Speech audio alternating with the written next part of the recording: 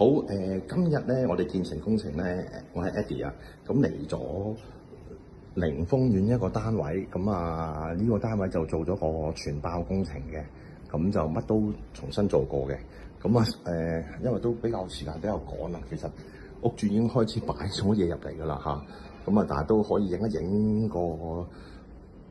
一般情況啦嚇，地台梗係要換個啦，個玄關嚇換一個新嘅瓷磚，廁所、廚房都係重新打過晒做過嘅。咦？支燈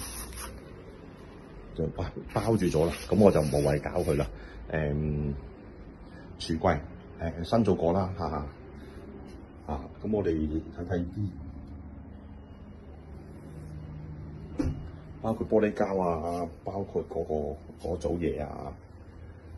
同埋瓷磚咧，瓷磚睇下嗰啲有冇岩岩巉巉啊，有冇啲凹凸不平嘅情況啦，係啦，應該都冇啦，全部都冇嘅。咁啊，上邊一個假天花，有擺翻兩支 LED 燈，一至兩支咁啊，有抽氣扇嘅，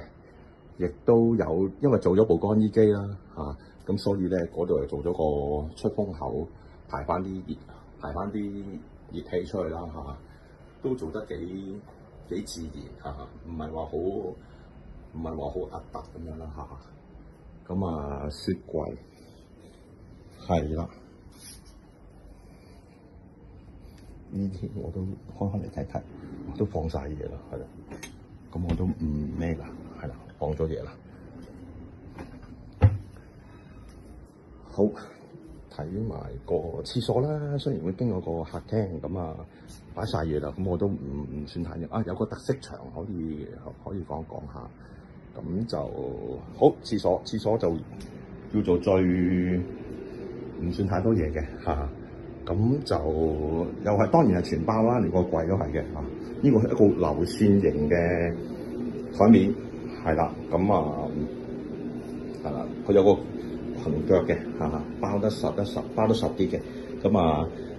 係啦，睇埋呢啲啦，哇，已經擺滿晒嘢，係咁我唔多講啦。窗台做咗個麻石，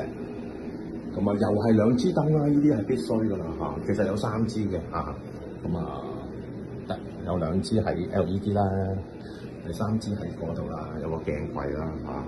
咁啊，其實淘寶貨嚟嘅啫咁就